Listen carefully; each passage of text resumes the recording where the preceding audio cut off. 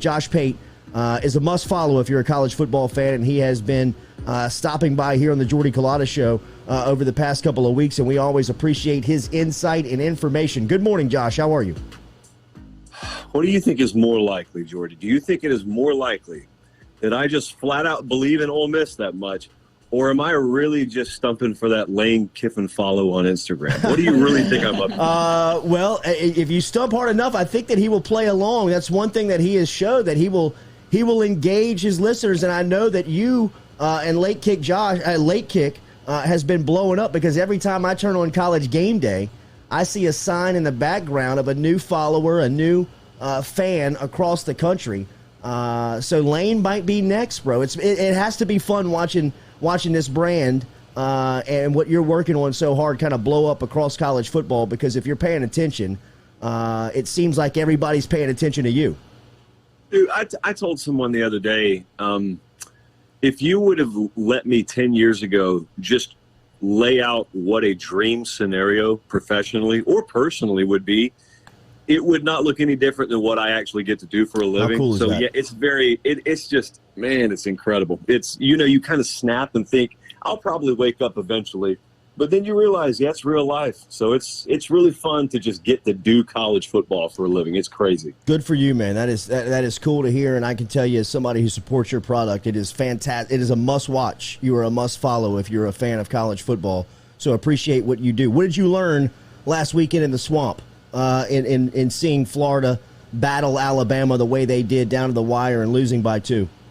You know what was funny about that is, if you go back, and it doesn't take long to find all the Alabama losses over the last decade, normally anytime you're going into a big Bama game, you're saying, well, if they're going to get upset, maybe there's a chance they are, this player has to have a standout performance. You got to do a Joe Burrow. You got to do a Steven Garcia or a Nick Marshall. Like there are offensive players normally that just play out of their mind, and you just got to tip your cap to them and, okay, good for you. You beat Alabama. Florida didn't really have that. Florida did not have one standout performer. Emory Jones played pretty good. They had some players that played equal to or above their skis relative to what you've seen them do in the past, but they didn't have this all-world transcendent performance, some guy vaulting himself into the Heisman race. They played toe-to-toe with them, but I'll tell you why it doesn't seem that way. The reason is because the person or unit that ended up owning the day for them was their offensive line. And if you've watched Florida football recently under Dan Mullen, you've had two themes. Number one, they're really good on game day, but number two, because of recruiting, they have not been able to get their offensive line up to a standard in which they can trade punches with the best in the country. And then all of a sudden you turn on that game the other day, and not only are they trading punches, Florida's offensive line, I can't believe I'm about to say this, Florida's offensive line actually worked Alabama. Not a sentence I ever thought I'd hear come out of my mouth, but they did. And so I was impressed with it. And you can look at it one of two ways. You could either think, all right, Florida almost won. History shows us that sometimes that's as close as a team's ever going to come to doing something special, because it drains them and then they stick on that and they never keep climbing rungs of the ladder. You can either think that, or you can say, well, if they didn't have a player play out of his mind and they still almost won, maybe that just is the caliber of the team that I could come to expect every week. The point being, you never know how to value those kinds of games until you see them the next week. Like if they springboard into this week and they blow out Tennessee by 40, then I think we got something serious on our hands with Florida. Josh Pate is joining us here. You can follow him on Twitter at LateKickJosh. What about from Bama's standpoint? What did that tell you about where they are after a month in? I think that they have – it was kind of disappointing to see the level of play defensively from a couple of players. I also think that the consistency – Nick Saban probably said as much. I haven't listened to his postgame yet, but he probably said as much afterwards. It's just there's a level of consistency that you have that it's so hard to have when you're as young as they are offensively. And I'll tell you something else, though. Like, there's such a different standard that we view that team by, whereas if they were only to have been favored by a field goal and they went in there and they won by 2 points, people would pat them on the back. But because they were favored by 2 touchdowns and they win by a field goal, technically that means they're a better team, but yet people now find reasons to complain about it. It is hard to go on the road and win in college football. I was up at Penn State last week, and Auburn goes in there, and people at Auburn are complaining that they didn't do this right, they didn't do that right. And I'm just thinking to myself, I'm fascinated that 19-year-old kids could even function in that environment because it was insane. And Bama took a lot of dudes that have never been on the road in any kind of stadium with any crowd, period, and they found a way to win. That's the good news. The bad news is I really don't know, when you watch what Florida's offensive line was able to do to them, how much they improved there. The difference is last year, Jordy, it didn't matter. Last year when you watched Ole Miss score on them, didn't matter because they could trade with them. They could score 60. I don't know that their offense is there right now because I don't know that they have those standout receivers. Bryce Young's playing really well, but I just think they have to play a more complementary style this year. And really at the end of the day, what it means is they're vulnerable just like everyone else out there. And it's going to be really fun for college football fans as a result. You were at the best game this weekend. You're heading to the best game this weekend in Texas A&M and Arkansas. I hate the fact that this game is not being played on a campus. It's being played in Jerry World. This is a fascinating matchup. What do you make of this one a couple of days out? It really is, man. It's aggravating, like you just said, that the 2 biggest games are in AT&T Stadium and Soldier Field in week 4 of a college football season. So, yeah, makes sense of that. But I think that it's kind of like I won't go as far as to use pro wrestling analogies. I'm going to wait later in the year for that. But I watch Arkansas against Texas. Okay, and I remember I did not get to watch that game live. I was at another game. And so that was one of those deals where you pull up a box score and you check it and you almost like jog your head. You think it's a typo and you're looking at what Arkansas did to them on the ground. And that gives you confidence. As you well know, if you watch your team run for half a mile on a good opponent, you think you can do it against anyone. And so all week you sit here and listen to Texas A&M. And all they want to tell you is, we are not Texas. And what they mean by that is, you're not running the ball on us like that. Maybe you'll beat us, but you ain't running the ball on us like that. Well, Arkansas looks and says, we'll probably run the ball on you all we want to.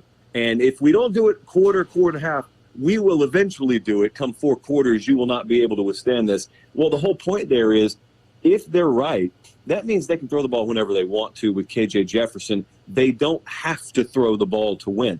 If they have to throw the ball to win, that becomes a little bit different environment for them to play in. But on the other side, too, like Zach Calzada, if you've watched Texas A&M this year so far, there's no certainty in their identity right now.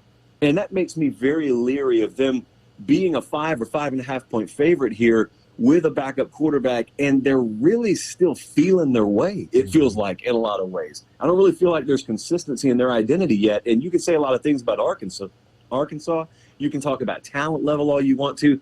But one thing we know for sure, and they know for sure, is what their identity is. Yep.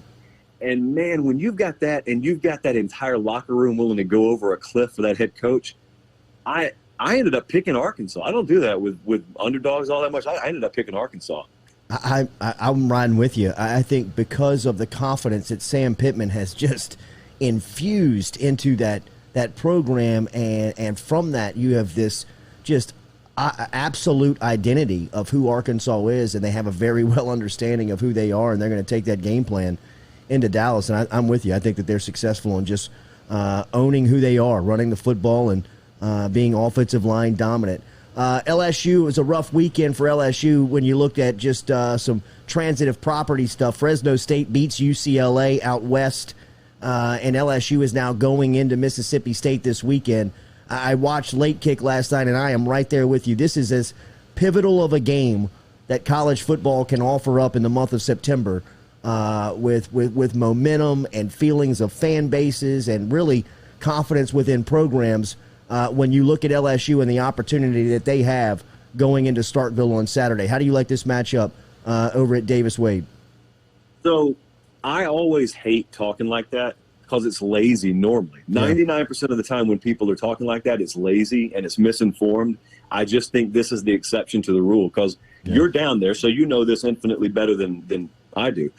If they were to lose that game, and you're looking at a resume that already includes, before we flip the calendar to October, mind you, losses against UCLA and Mississippi State, knowing what you still have to come on that schedule, I don't see any other way, man. I don't see any other way. And that's the only reason that those kinds of words come out of my mouth. It's so pivotal. It's a hinge game. I call it a hinge game. Mm-hmm. And so they go in there, and what makes me uneasy is I don't have any confidence that LSU can run the ball to win. There's never been a time where I've watched LSU football that I said, I don't feel like they can run the ball worth a crap, but I still like them. I still love where they're headed. Yeah. And it's like, if they do it, great. But at this point, if they do it, if they have a consistently dominant run game, it would surprise me. So that means they have to throw the ball to win. That's not that Max Johnson can't do it. That's not that receivers can't emerge. It's just, I think we all understand how volatile that makes the potential set of outcomes that you have in front of you. I don't really think this game's about last year at all, although the lead up will make it a lot about that. I just really think it comes down to that volatility and having no clue what to expect week to week. That it would not surprise me, Jordy, if I look at that TV screen and it says 36-17 either way. Wow. That would not surprise me. What I expect is a close outcome, but I went with LSU because the alternative is not really something I'm ready to think about right now. Josh Pate joining us here on the Jordy Culotta Show. Make sure you follow him on Twitter at LateKickJosh. Will Rogers, Mississippi State quarterback, threw it 67 times last week for over 400 yards and 3 scores versus Memphis. Where is Mike Leach? I know it was a tough loss, controversy on the field with the officiating, but coming off a loss in Memphis, where do you believe the headspace to be for Mike Leach and his program heading into SEC play? Probably wounded animal mode, probably convincing themselves they're backed into a corner. And I'll tell you, if you think about that game last year and you think about all those passes, and you also, think about the complete unwillingness by Bo Pelini to make anything in the way of adjustment whatsoever, I don't know that this year's game looks like that. I don't even know that the approach may look like that. But what I think they'll still be able to have some success doing is scheming guys open. It won't be straight one-on-one, let's just go win a matchup out here and let's just chuck it deep 100 times.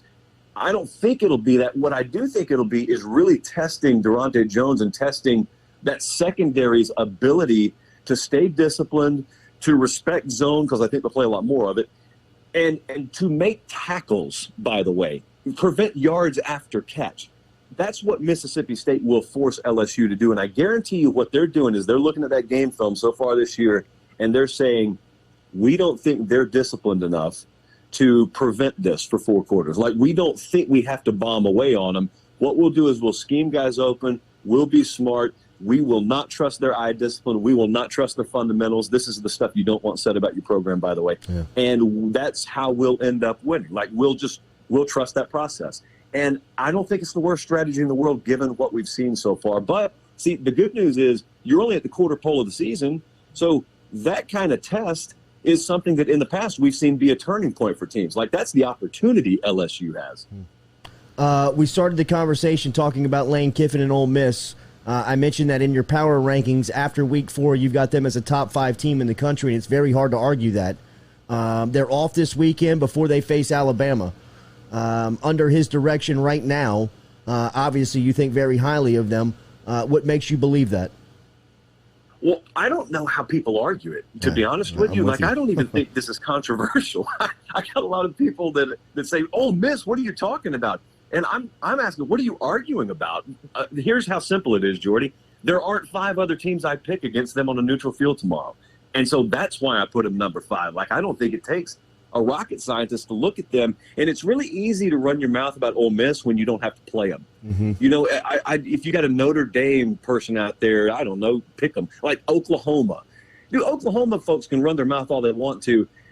Do you think there'd be any confidence with them stepping on a neutral field tomorrow? I don't care. Play in Norman. Do you think there would be any confidence with them stepping on the field with Ole Miss tomorrow? Because I don't. Like, I look at Ole Miss, and it's kind of like Arkansas. It's a different style of play, but they know exactly what they are. They know exactly who they are. And keep in mind, as you run your radar beam across the landscape of college football this year, how many elite quarterbacks do you see? This is not 2019. This is not 2020.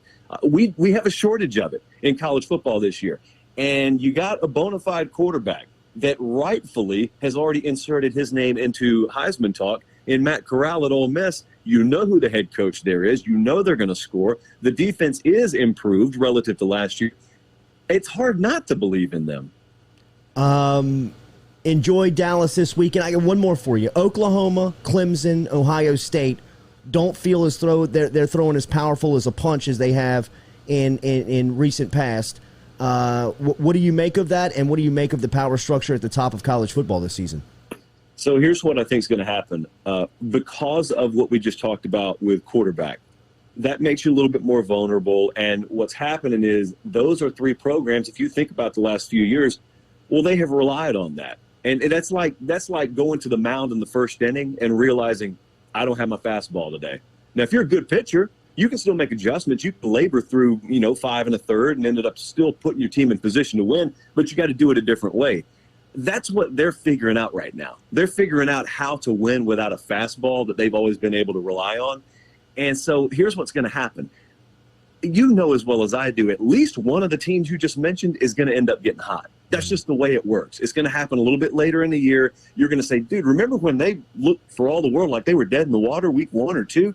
I don't know who it's going to be, but I also don't think it stops there. Like the North Carolinas of the world, because there is no truly elite team out there right now, this is a ripe environment for 1 or 2 teams that you've left already over in the ditch to get themselves up, get back on the road, and be a playoff contender down the road. That's what's going to be so fun, because this is not a year with elite teams, which means this is not a year to just discount someone because they have a loss on their resume.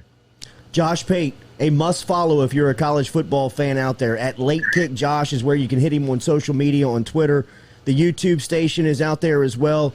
The program is called The Late Kick with Josh Pate. Make sure and find it. It comes on Sundays, Tuesdays, and Thursdays, 7 o'clock Central Time. And you can catch him here, which has been regular over the past couple of weeks on the Jordy Culotta Show. We appreciate that greatly, man. We'll talk again soon. Anytime, my friend. See you. There is Josh Pate checking in this morning